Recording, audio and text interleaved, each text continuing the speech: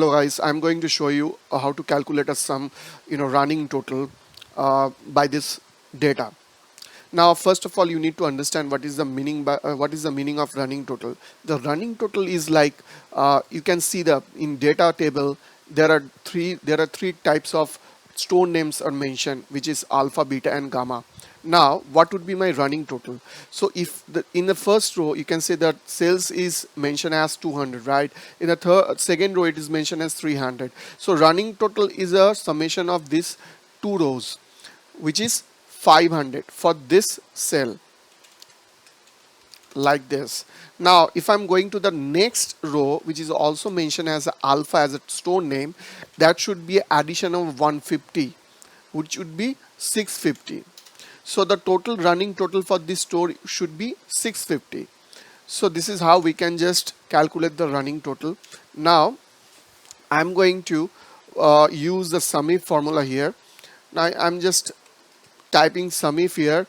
After that, you need to select this one, you need to freeze it, then again you need to follow this process for the rest of the formula, and again you need to select the criteria. This IntelliSense is asking me to select the criteria range, right? So this is my criteria range, because based on this store name details I'm going to calculate the running total, right? So now I need to select the sales column, which is this one. Again I need to follow the same process as I selected the first range details here. Again I need to freeze it, I need to close this one. Now see, for the first row it is showing as a 200, but if I'm dragging this formula till end of this data set, you can see the running total is automatically calculated by the store name details.